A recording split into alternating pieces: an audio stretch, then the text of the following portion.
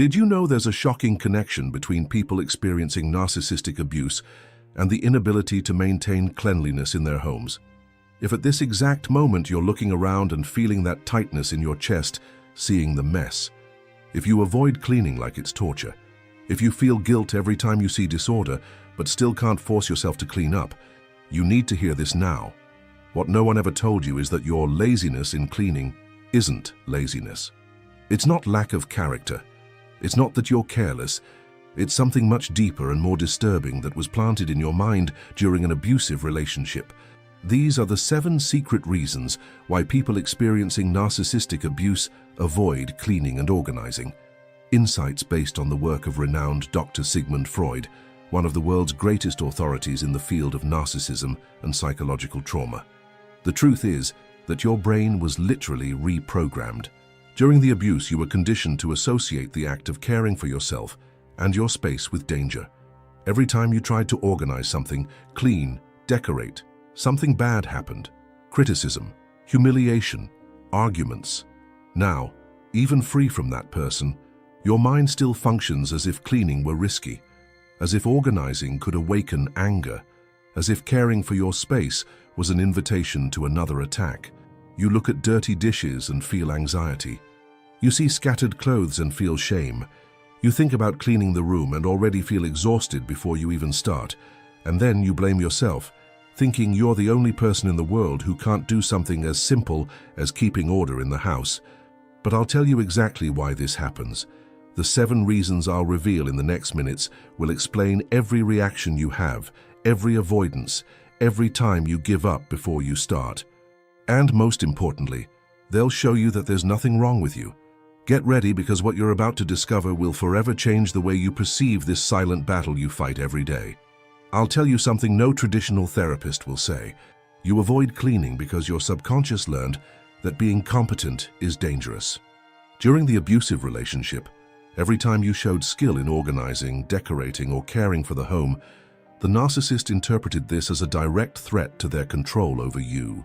Remember that time when you organized the closet and he destroyed everything looking for something? Or when you arranged a special corner and he made destructive comments until you gave up? These weren't random attacks. They were deliberate strategies aimed at associating your domestic competence with painful consequences. Your nervous system registered each of these experiences as proof that caring for the home brings punishment. Now, when you think about cleaning, the primitive part of your brain triggers danger alarms, even if you rationally know you're safe.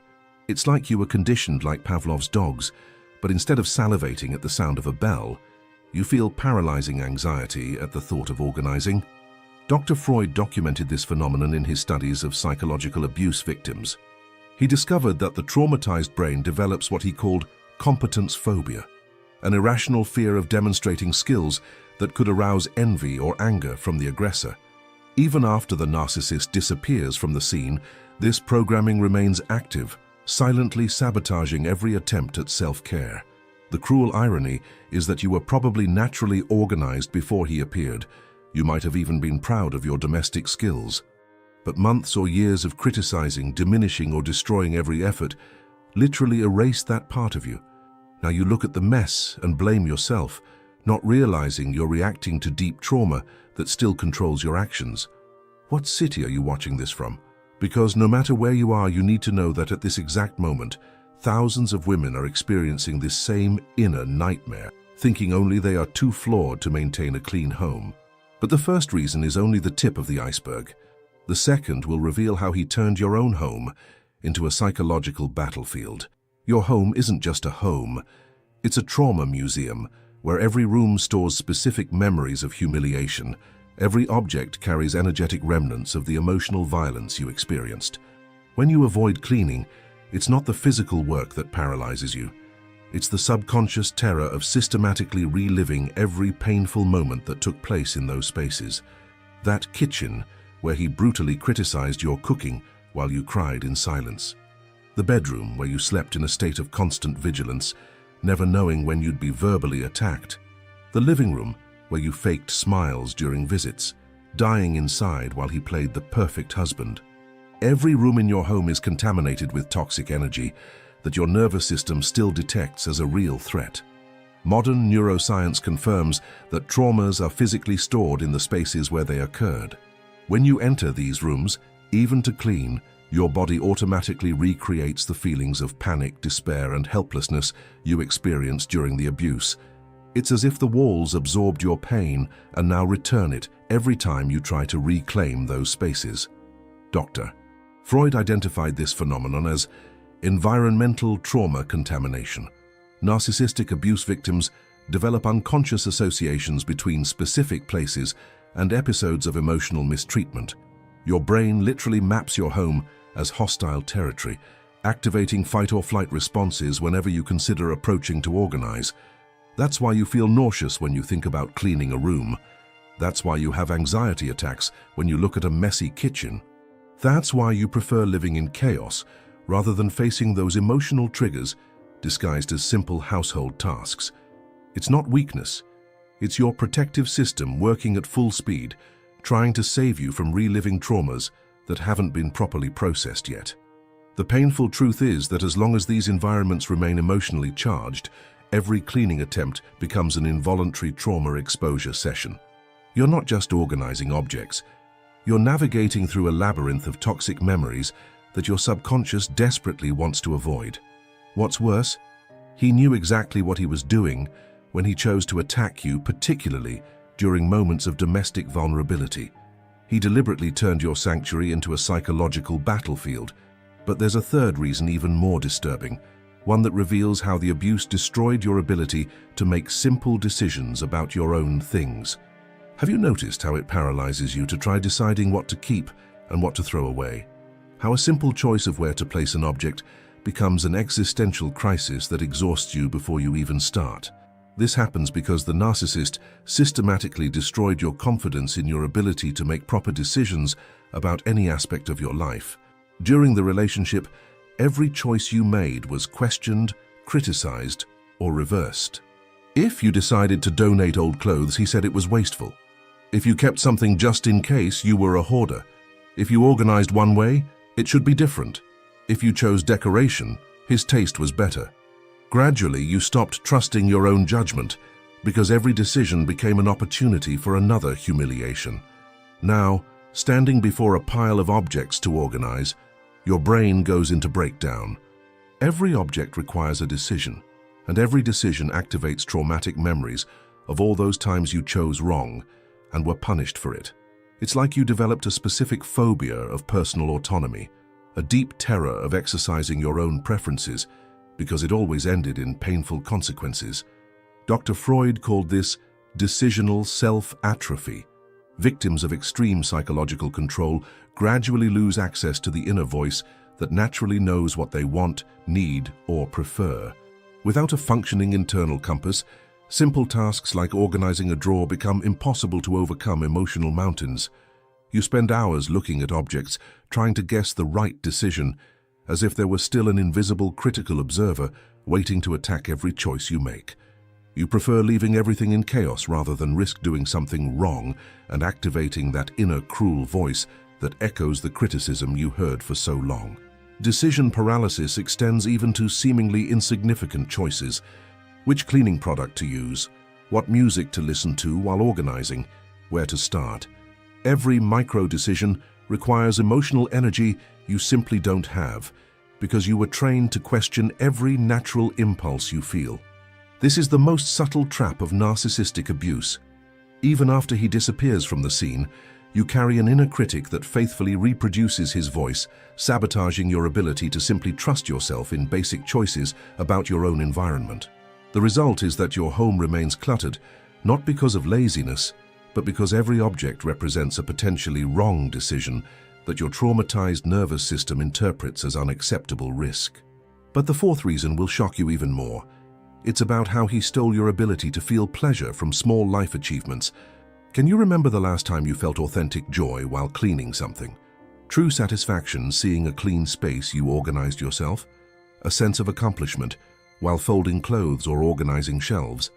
If the answer is no, you're experiencing what Dr. Freud identified as domestic anhedonia, the inability to feel pleasure from self-care activities that should be naturally gratifying. The narcissist didn't just attack your domestic skills, he systematically killed your ability to feel good about yourself for caring for your own space. Every time you demonstrated satisfaction with some organization you'd done, he ensured the destruction of that moment of personal pride with cutting comments, humiliating comparisons, or simply completely ignoring your efforts. Gradually, your brain stopped producing dopamine, the pleasure neurotransmitter, in response to domestic achievements. Now, even when you manage to clean something, you don't feel the natural reward that should accompany that accomplishment. It's like you develop depression specific to self-care, where activities that should generate good feelings became emotionally neutral or even aversive. This creates a destructive, vicious cycle. Without the natural pleasure that should flow from organization, you lose motivation to continue. Without motivation, you avoid cleaning. By avoiding cleaning, you confirm the internal narrative that you're incompetent. By confirming incompetence, you feel worse about yourself. Feeling worse, you have even less energy for self-care. Domestic anhedonia is particularly cruel because it steals even the possibility of using cleaning as natural therapy. Many people find peace, meditation, and satisfaction in repetitive activities like organizing, but you've been deprived of this resource for emotional self-regulation. What should be calming became disturbing. Neuroscience research shows that victims of prolonged emotional abuse develop changes in the brain's reward circuits. The same activities that previously generated satisfaction now only activate memories of criticism and devaluation. It's like he hacked your internal motivation system, leaving you without emotional fuel to care for yourself. You might even sometimes force yourself to clean, but without the natural pleasure that should accompany these achievements, the experience becomes mechanical, empty, even depressing. It's work without reward, effort without satisfaction, exactly the kind of futility that makes you give up before you even start. But the fifth reason reveals something even more sinister about how the abuse affected your relationship with time and personal energy. Here's a truth that will give you chills. You can't clean your house because he programmed your nervous system to drain all your energy before you even think about self-care. During the abusive relationship, you lived in a state of constant hypervigilance, spending your entire emotional and physical reserve trying to predict, prevent, or minimize the next psychological attacks. Your body learned that using energy on anything other than emotional survival was a dangerous luxury you couldn't afford. Now, even in safety, your nervous system still functions as if it were in a war zone, reserving energy only for imaginary threats that your traumatized brain still expects to encounter at any moment. Dr. Freud documented that narcissistic abuse victims develop what he called chronic defensive fatigue, a state of perpetual exhaustion that serves as unconscious protection against investing energy in activities that could be attacked or destroyed. It's like a primitive part of you decided it's safer to always be too tired to try anything. Energy sabotage works in an even more subtle way. When you finally gather the courage to start cleaning, within minutes you feel completely drained, as if you'd run a marathon. This isn't coincidence. It's your traumatized nervous system activating emergency protocols every time it detects. You're investing energy in yourself instead of remaining in a state of defensive vigilance. You can sleep 8 hours and wake up exhausted. You can spend all day resting and still feel no energy to fold a shirt.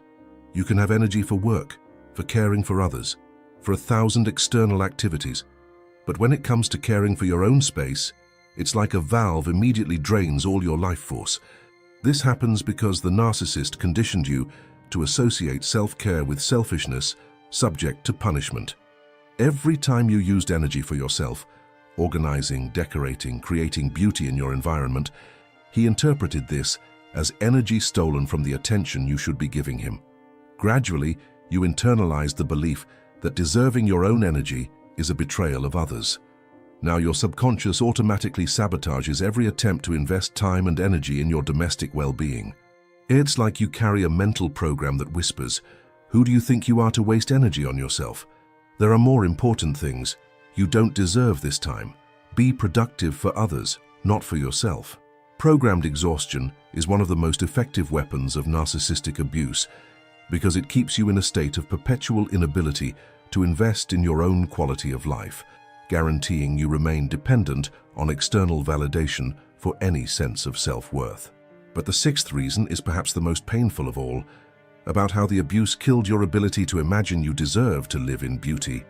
The most destructive reason you avoid organizing your home is buried so deep you may have never verbalized it. You don't believe you deserve to live surrounded by beauty. The narcissist didn't just destroy your self-esteem. He systematically murdered your ability to imagine that you're worthy of having a beautiful, organized, cozy home that reflects your value as a human being.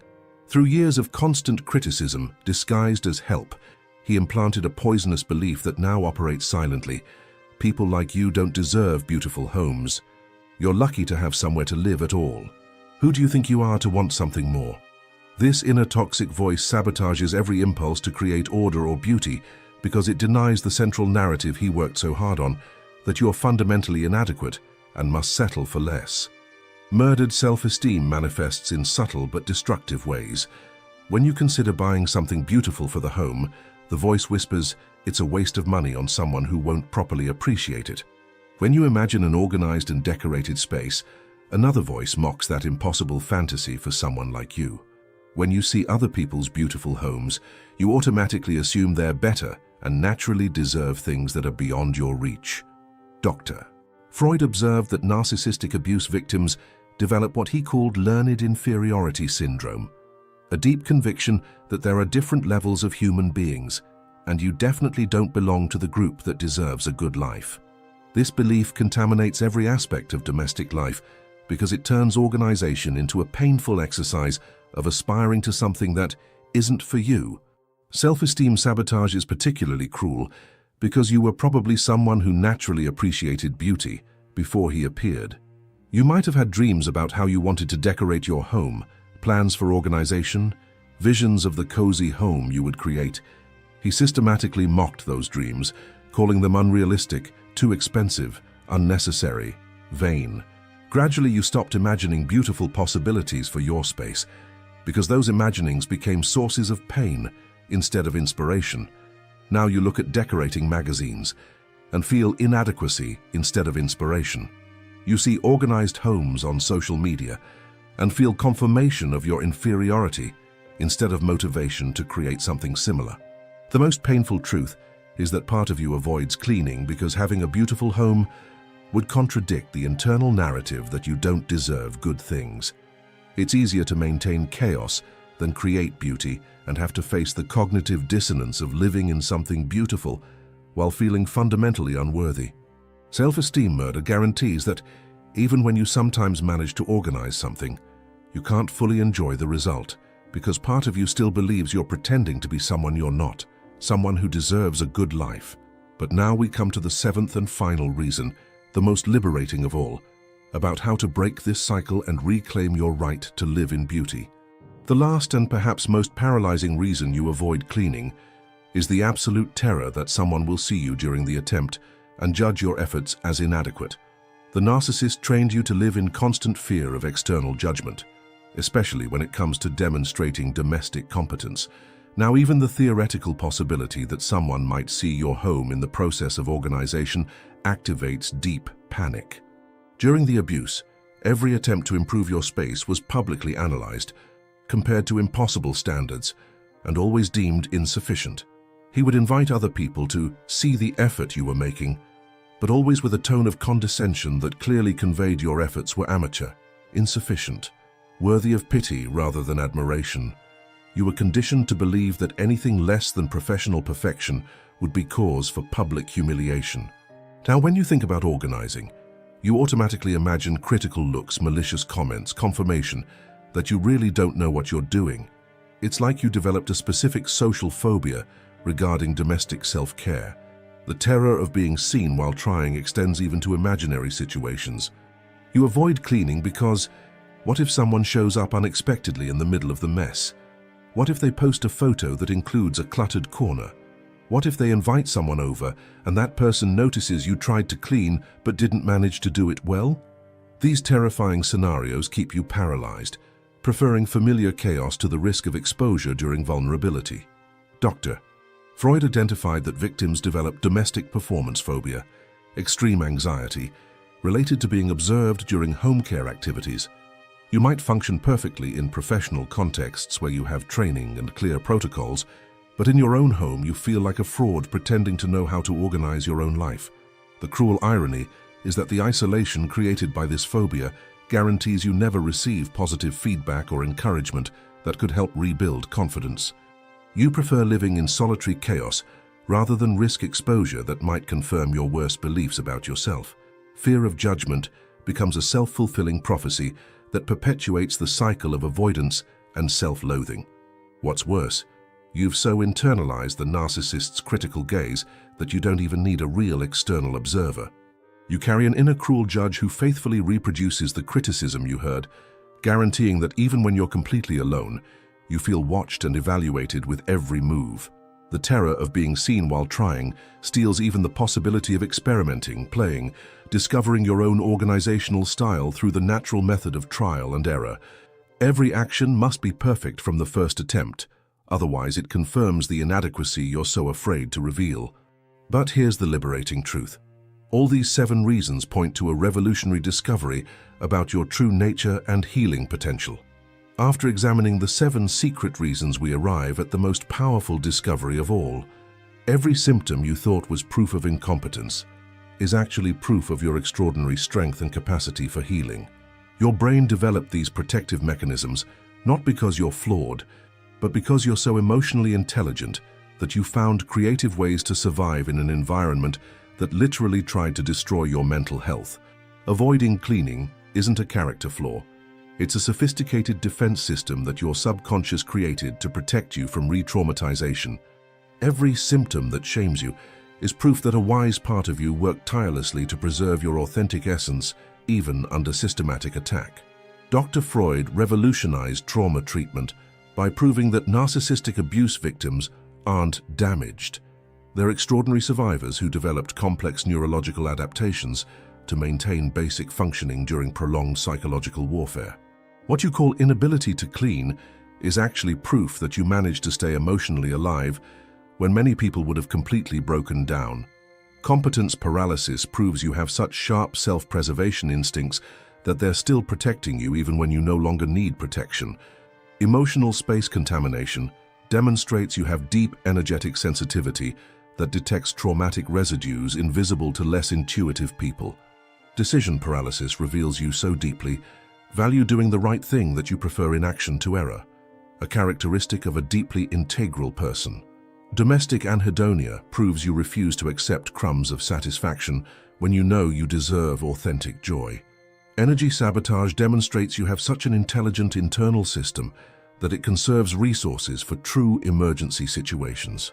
Self-esteem murder paradoxically preserved your authentic humility in a world that tried to artificially inflate it. Terror of judgment reveals you have such high standards for yourself that you prefer privacy to public mediocrity. Every flaw the narcissist pointed out was actually an extraordinary trait he had to destroy because it highlighted his own superficiality. You weren't hard to please. You had discernment. You weren't a problematic perfectionist. You had integrity. You weren't too sensitive. You had emotional depth that revealed his emptiness. The revolutionary discovery is that reclaiming your relationship with cleaning isn't about fixing something broken. It's about honoring the wisdom of the system that kept you whole when everything conspired to fragment you. Every step toward conscious organization is an act of gratitude for that part of you that never gave up, never surrendered, never stopped believing that someday you'd be safe enough to flourish again. Now we come to the final chapter, the exact protocol for transforming this discovery into practical and lasting freedom. Now that you understand the 7 secret reasons, I'll share the exact protocol that hundreds of survivors have used to completely transform their relationship with organization and reclaim their right to live in beauty. This isn't a quick process. It's a deep journey of neurological rebuilding that honors every aspect of the trauma you've faced. First, the survival recognition ritual. Before touching any object, you must verbally acknowledge that you survived something extraordinary. Say out loud, "I survived psychological warfare. My avoidance was wise protection. Now I am safe to care for myself." This acknowledgement activates neural circuits of self-compassion that were shut down during trauma. Second, the micro-territory technique. Forget about cleaning the entire house. Choose a drawer-size space, literally a drawer. Spend 15 minutes only on this micro-territory. While organizing, repeat, "This space is mine. I deserve order here. My presence makes this place sacred." Dr. Freud proved that healing happens through small neurological achievements that accumulate, not through dramatic transformations. Third, energy neutralization protocol. Before entering any emotionally charged environment, take 3 deep breaths and declare, "I transform this space's energy through my conscious presence. The past does not control my present." During cleaning, maintain constant positive internal dialogue, replacing any criticism that arises with self-compassion affirmations. Fourth, internal validation system. For every object you organize, practice making decisions based solely on what you feel, not on what you think others would judge. Ask, does this bring me joy? Does it make me feel peaceful? Does it reflect who I am now? Trust the first answer that comes, even if it seems wrong by external standards. Fifth, micro-achievement celebration. Every organized drawer, every cleaned surface, every independently made decision deserves conscious celebration. Take a photo of the organized space, share with someone you trust. Write in a journal how you felt during the process. These celebrations reprogram your brain to associate self-care with pleasure instead of fear. Sixth, protection from external judgment. When you feel terror that someone will see your efforts, remember, people who judge self-care are people who don't care for themselves. Their opinion of your journey is irrelevant. You're not organizing to impress. You're organizing to honor the extraordinary woman who survived the impossible. Seventh, anchoring in fundamental truth. Every time you doubt whether you deserve to live in beauty, return to the central truth. You survived a narcissist. That means you're stronger than 90% of people imagine. If you manage to maintain mental health under systematic psychological attack, you can certainly create a home that reflects your inner magnificence. Full transformation takes time, usually 6 months for complete neurological reprogramming, but you'll feel profound changes from the first week. Your home will gradually become a physical reflection of the emotional healing happening within you. Remember, you're not just organizing objects, you're rebuilding your capacity to completely love yourself. Every surface you clean is territory you're taking back from trauma. Every space you organize is a declaration of war against the toxic narrative they tried to implant about your worth. You deserve to live surrounded by beauty, order, and peace. Not because you earned something or proved something, but simply because you exist. Your survival is already sufficient proof that you deserve an extraordinary life in all aspects. From whatever place in the world you're watching this, know that your liberation journey begins now. Every small step toward conscious organization is a step toward the full life you always deserved. And that extraordinary life is waiting for you on the other side of the courage to completely love yourself.